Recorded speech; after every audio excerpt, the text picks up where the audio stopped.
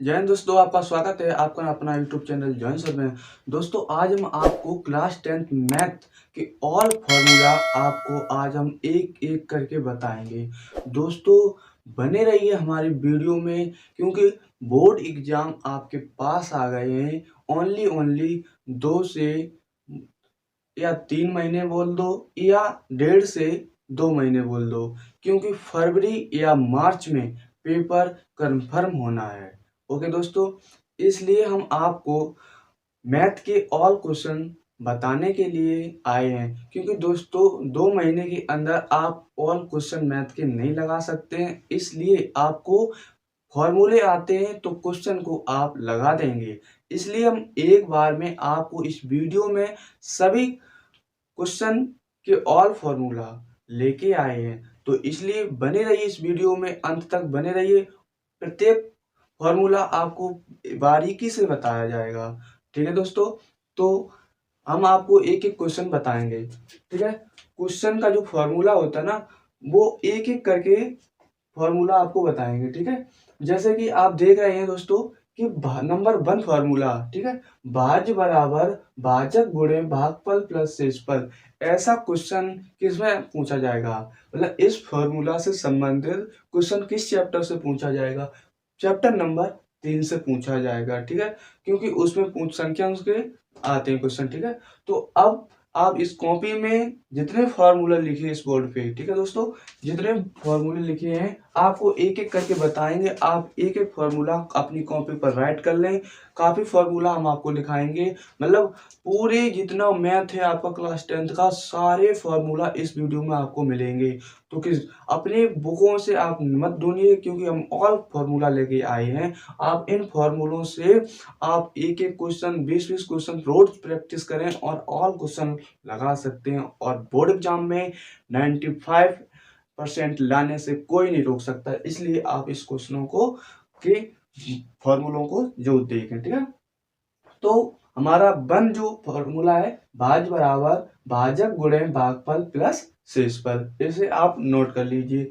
Second जो formula है दोस्तों, शून्यकों का योग अल्फा प्लस बीटा बराबर बी माइनस का बी अपॉन ए बराबर माइनस एक्स का गुणांक एक्स अपॉन एक्स स्क्वायर का गुणांक। ठीक है दोस्तों, अब नंबर 3 जो फॉर्मूला है, शून्यकों का गुणनफल। तो ये जो शून्य जो होते हैं ना, तो अल्फा और बीटा होते हैं, तो उनका गुणनफल अल्फा बीटा बराबर ये नियतांक होते हैं, तो सी अपॉन ए बराबर अचर पद अपॉन एक्स स्क्वायर का गुणांक। अब इसे इस प्रकार से नोट करेंगे। तो अब जो फॉर्मूला नंबर 4 है, क्या? समय बराबर दूरी बटे चाल। ये फॉर्मूला होता है समय बराबर दूरी बटे 4। इसी फॉर्मूले से 3 फॉर्मूले बनते हैं, एक दूरी का बन जाता है, एक चाल का, एक समय का। 3 फॉर्मूला ये होते हैं। ठीक है दोस्तों, इनसे संबंधित आपसे डिस्टेंस, समय, चाल पूछेंगे, तो इस फॉर्मूला को आपको याद आना चाहिए। आप कॉपी में राइट कर लेंगे, उसके बाद याद कर लेंगे, और क्वेश्चन जो बोर्ड एग्जाम में पूछा जाएगा आप उसे हल कर पाएंगे। तो क्वेश्चन नंबर जो 5 है, इस प्रकार से पूछा जाएगा आपसे, जो श्री दराचार विधि से इस फॉर्मूले के माध्यम से पूछा जाएगा कि 4ac अपॉन 2a, इसका भी शॉर्ट हो जाता है दोस्तों कि 4ac अपॉन 2a। इससे संबंधित भी काफी क्वेश्चन पूछे जाते हैं। ठीक है दोस्तों, और ये जो श्री दराचार विधि तब यूज की जाती है जब क्वेश्चन को आप हल नहीं हो पा रहा है। ठीक है, जैसे कि समीकरण दिया है, गुणनखंड दिया, उससे आप नहीं हल कर पा रहे हैं, तो इस वाले सूत्र से आप तुरंत हल कर देंगे। ठीक है, तो x बराबर minus B plus minus root में B square minus 4ac upon 2a। अब क्वेश्चन के जो समांतर श्रेणी होते हैं, क्वेश्चन समांतर श्रेणी से क्वेश्चन पूछे जाते हैं, वो इससे नंबर 5 चैप्टर का है, समांतर श्रेणी का nवां पद ज्ञात कीजिए। तो जब nवें पद को ज्ञात करते हैं तो किस फॉर्मूले से हम करते हैं, तो हम nवां पद इस फॉर्मूले से याद करते हैं। ठीक है दोस्तों, कि a plus n minus 1 into D. ठीक है, अब nवां पद अंश से rवां पद। ठीक है, nवां पद मतलब समांतर श्रेणी का nवां पद, तो a plus n minus 1 into D. अब जब अंत से rवां पद पूछा जाता है, जैसे कि जैसे 1 से लेके 100 तक की गिनती है, ठीक है, तो उसमें पूछ दिया जाए कि 98वां पद ज्ञात कीजिए, ठीक है। तो इसके लिए ये वाला फॉर्मूला लगेगा कि L minus R minus 1 into D, ठीक है दोस्तों। इन फॉर्मूलों को आप अपनी कॉपी में राइट कर लीजिए, ठीक है दोस्तों। अब एनवा पद ज्ञात कीजिए। कुछ क्वेश्चन इससे संबंधित भी पूछे जाते हैं। तो जो फॉर्मूला 8 है, एनवा पद का योगफल ज्ञात कीजिए। मान लीजिए कि 10 पदों का योगफल ज्ञात कीजिए, तो उनका जो सूत्र बनेगा S बराबर n/2 a प्लस एल। इसे नोट कर लीजिए आप। S इसलिए कहा जाता है, S किसके लिए, जब कहा जाए कि n पदों का योगफल ज्ञात कीजिए, प्रथम 10 पदों का ज्ञात कीजिए, तो मतलब कि पदों का योगफलों के लिए ये डिनोट करता है, मतलब कि सिंबल है ये S, ठीक है। अब 9वां जो प्रश्न इस प्रकार से पूछेगा आपसे कि प्रथम पदों के लिए, ठीक है, मतलब जब पूछा जाएगी कि प्रथम 10 पदों का योगफल ज्ञात कीजिए, प्रथम 25 पदों का योगफल ज्ञात कीजिए, प्रथम 50 पदों का योगफल ज्ञात कीजिए, तो उसमें कौन सा फॉर्मूला आप यूज करेंगे। S बराबर n/2 a plus n minus 1 into D. ये 5वां चैप्टर से एक फॉर्मूला है दोस्तों, ठीक है, इसे याद कर लीजिए। अब 10वां जो फॉर्मूला है, दो बिंदुओं के बीच की दूरी का सूत्र, मतलब दो बिंदु आपको दिए जाएंगे, तो उन दो, मान लीजिए ए और बी, ये एक रेखा है, इन दोनों ए और बी बिंदु के बीच की दूरी ज्ञात करने के लिए हमें इस फॉर्मूला को यूज करना पड़ेगा, जो चैप्टर नंबर 7 से लिया गया है, ठीक है दोस्तों। इससे संबंधित आपको फॉर्मूला प्रैक्टिस करना है और बोर्ड एग्जाम में टॉप करना है, ठीक है दोस्तों। तो डी बराबर रूट में x2 माइनस x1 का whole square plus y2 minus y1 का होल स्क्वायर, इस फॉर्मूला को आप याद कर लीजिए। अब दोस्तों फॉर्मूला नंबर 11, ठीक है, बिंदु P के निर्देशांक। जैसे कि आप पूछा जाएगा कि कोई एक रेखा है, A और B बिंदु है, और इस रेखा को आपको 3:2 में विभाजित करना है, ठीक है दोस्तों। हम आपको प्रत्येक फॉर्मूला बारीकी से बता रहे हैं, आप समझ में आ रहे होंगे, आपको उम्मीद करता हूँ पूरी तरीके से आपको समझ में आ रहे होंगे। तो इस प्रकार से आप टॉप पिक कर सकते हैं, 90+5% कोई नहीं रोक सकता है बोर्ड एग्जाम में। तो दोस्तों इस प्रकार से ए से बी बिंदु को आप कहा जाए उसमें क्वेश्चन में कि 3:5 में इसे बांटिए। तो जो 3 और 5 दिए रखे एम के मान होते हैं, M1 M2, ठीक है दोस्तों। जो M1 और M2, तो इससे पूछा जाएगा 3, तो उसमें कौन सा फॉर्मूला यूज करते हैं, ठीक है दोस्तों। बिंदु M1 x2 plus M2 x1 और upon M1 plus M2, M1 by 2 plus M2 by 1 upon M1 plus M2, इस फॉर्मूला को यूज करते हैं। तो और बिंदु P के निर्देशांक ज्ञात हो जाएंगे। ये फॉर्मूला वही जगह पे यूज किया जाएगा जहाँ अनुपात पूछते हैं, अनुपात में रेखा को विभाजित किया जाता है, ठीक है दोस्तों।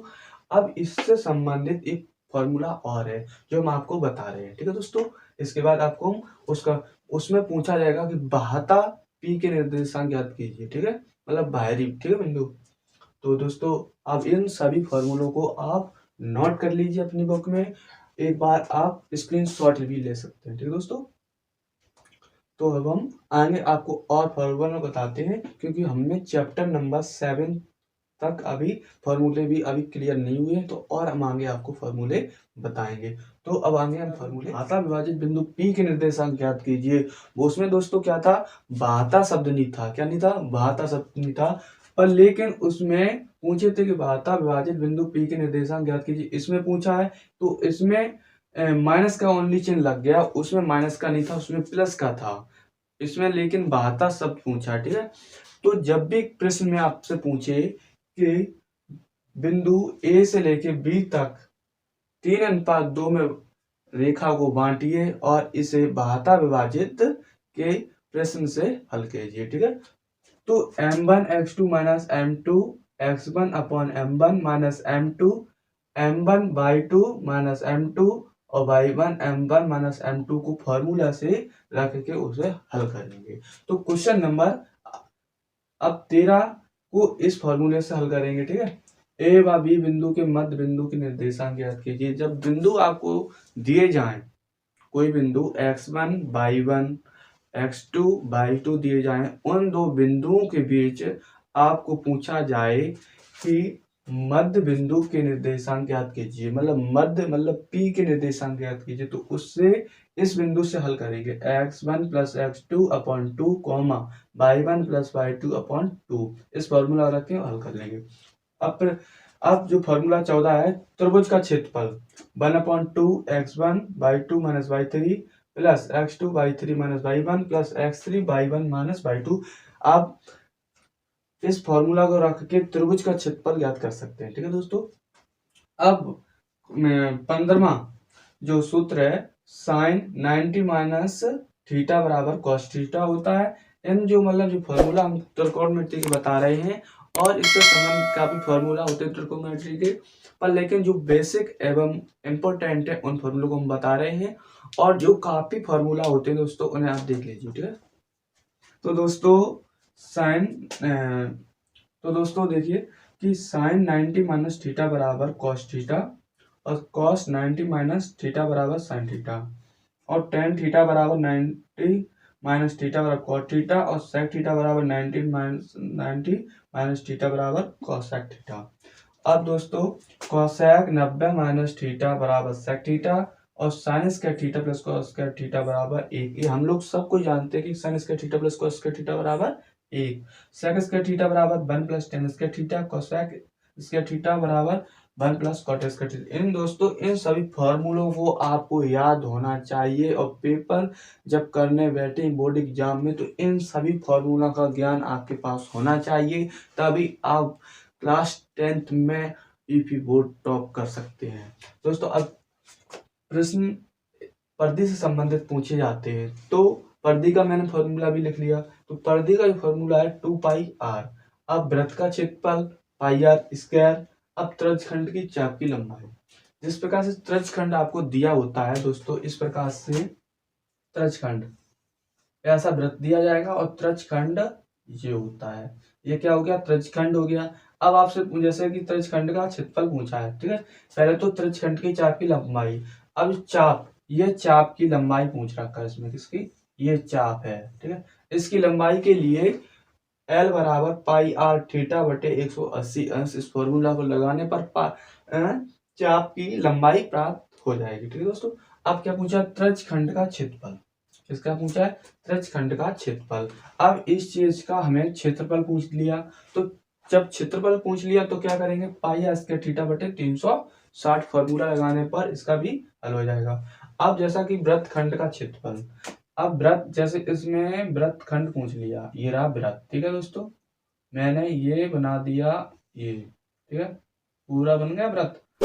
अब वृत्तखंड की बात की जाए, वृत्तखंड का क्षेत्रफल ज्ञात कीजिए, तो ये रहा वृत्तखंड, कौन सा, ये वाला, ये रहा वृत्तखंड। इसका पूछा क्षेत्रफल, तब क्षेत्रफल पूछा तो इसका फॉर्मूला याद होना चाहिए, तो फॉर्मूला ये रहा, त्रिज्यखंड का क्षेत्रफल माइनस त्रिभुज का क्षेत्रफल। त्रिज्यखंड का क्षेत्रफल माइनस त्रिभुज का क्षेत्रफल। तो त्रिज्यखंड क्या दोस्तों, यहां से लेके पूरा ये त्रिज्यखंड है, इसका क्षेत्रफल पहले आपको ज्ञात होना, और इसका त्रिज्यखंड का क्षेत्रफल, ये रहा फॉर्मूला। जब ये फॉर्मूला त्रिज्यखंड का क्षेत्रफल प्राप्त हो जाएगा तो त्रिभुज का फॉर्मूला आपको पता है, इन त्रिभुज को माइनस कर देंगे तो वृत्तखंड का पता हो जाएगा। ठीक है, अब दीर्घ त्रिज्यखंड का क्षेत्रफल, दीर्घ त्रिज्यखंड का क्षेत्रफल का फॉर्मूला πr² माइनस लघु त्रिज्यखंड का क्षेत्रफल।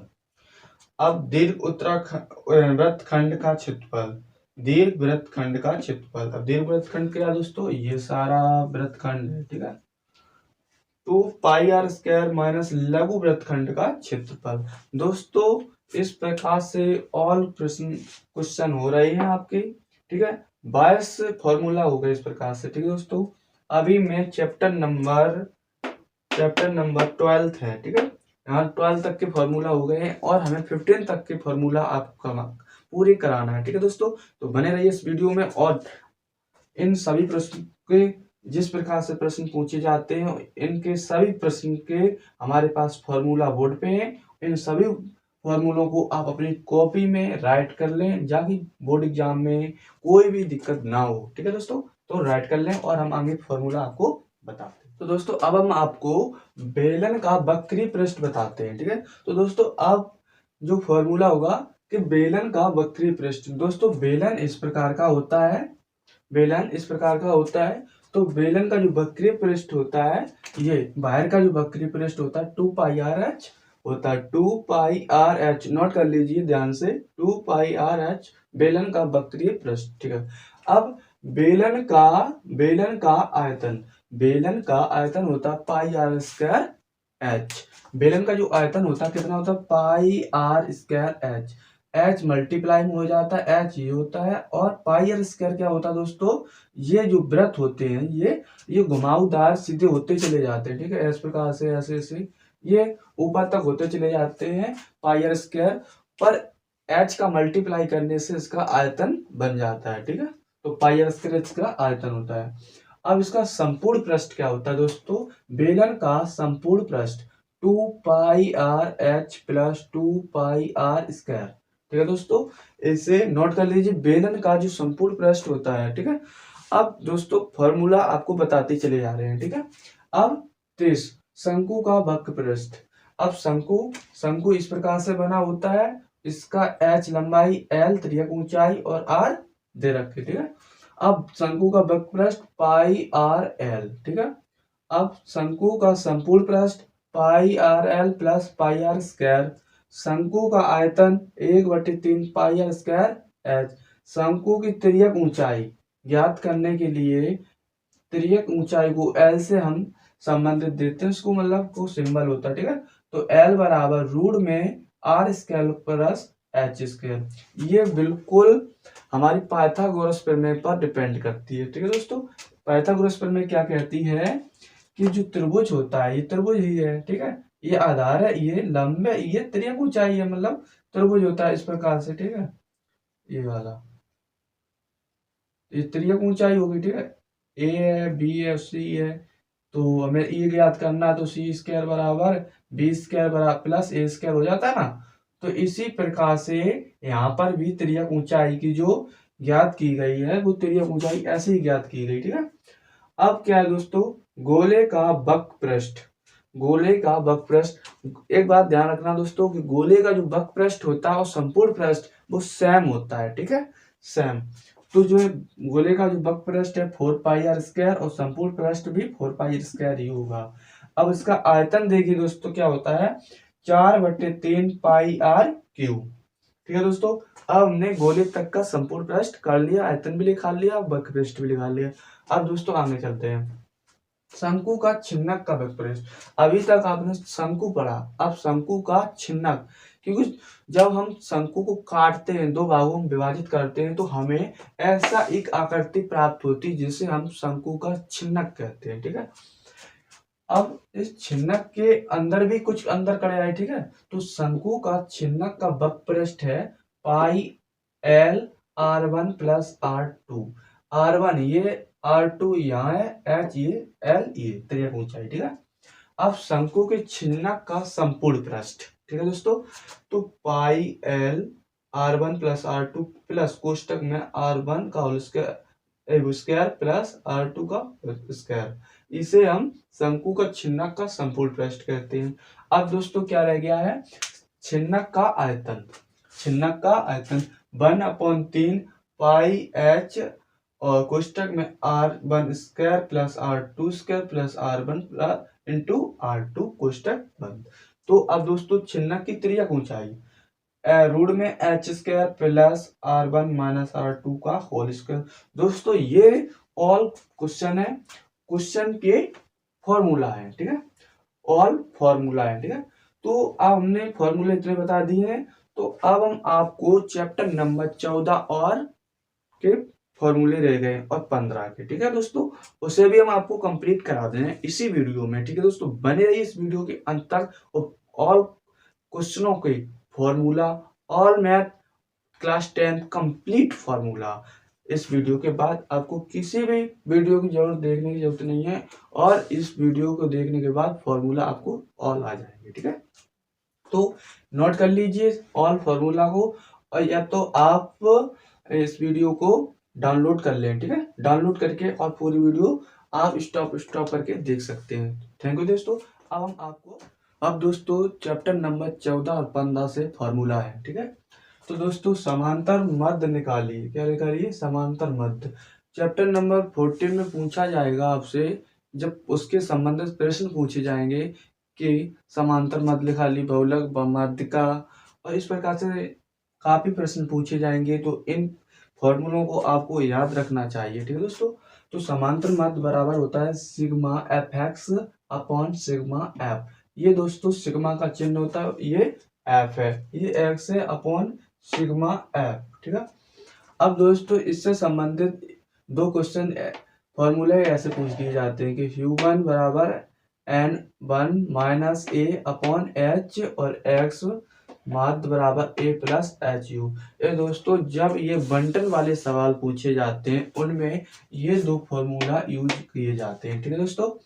अब दोस्तों क्वेश्चन इस प्रकार से भी पूछ लिया जाएगा कि प्रत्यक्ष विधि द्वारा माध्य निकालिए, ठीक है। तो ये प्रत्यक्ष विधि, ये तीन विधियां होती हैं, प्रत्यक्ष विधि, कल्पित माध्य विधि, विचलन विधि। इन तीन विधियों के अलग अलग सूत्र हैं।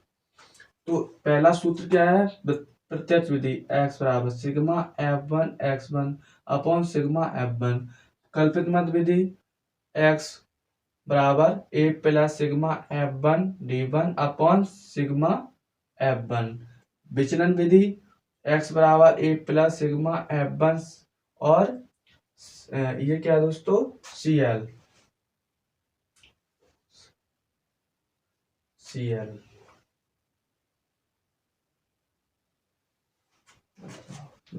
नहीं तो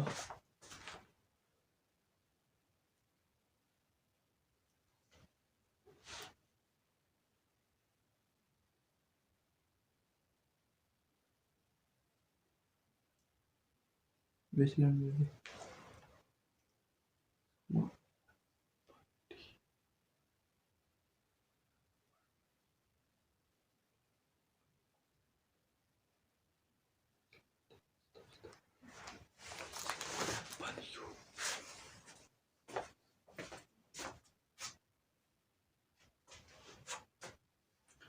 तो विचलन विधि a plus sigma f1 u upon sigma f1 into H. तो दोस्तों अब माध्यिका कैसे निकालेंगे आप कि L1 plus L2 minus L1 plus का चिन्ह है दोस्तों, ठीक है। L2 minus L1 upon F और H upon 2 minus F n है दोस्तों, ठीक है दोस्तों। ये क्या है? n upon 2 minus F. तो दोस्तों ये ऐप में बहुत बड़ा अंतर है, क्योंकि दोस्तों जब आप प्रश्न हल करेंगे तो इस ऐप से और उस ऐप से बहुत बड़ा अंतर है, ठीक है दोस्तों। तो ये माध्यिका का सूत्र है। माध्यिका का दूसरा भी सूत्र है दोस्तों, जो संचय बारंबारता से पूछा जाता है। संचय बारंबारता c इंटू एफ से डिनोट करते हैं ना, तो l plus n upon two minus c point f upon f into H. बहुलक l plus f1 minus f0 2f1 minus f0 minus f2 into H. प्रायिकता दोस्तों, जब प्रायिकता पूछी जाती है तो अभिप्रयोगों की संख्या जिसमें घटना घटी है उसके बाद अपॉन अभिप्रयोगों की कुल संख्या, ठीक है दोस्तों। मतलब जिसमें घटना घटी उसकी संख्या और जो कुल घटना घटी, ठीक है, अभी कुल संख्या उसे बटे में लिखते हैं, ठीक है दोस्तों इसे आप नोट कर लीजिए या कॉपी कर लीजिए, ठीक है। कॉपी पे सारे फॉर्मूले लिख लीजिए और मैंने जितने फॉर्मूले आपको लिखाए हैं दोस्तों और याद कर लीजिए आप, और बोर्ड एग्जाम में टॉप करिए। दोस्तों हमारी वीडियो कैसी लगी तो लाइक जरूर करना दोस्तों, क्योंकि बड़ी मेहनत से ये वीडियो बनती है, ठीक है दोस्तों। तो वीडियो को अंत तक आपने देखा है तो वीडियो को सब्सक्राइब करके ही जाएं। तो दोस्तों मिलते हैं लेटेस्ट वीडियो के साथ, जब तक के लिए जय हिंद।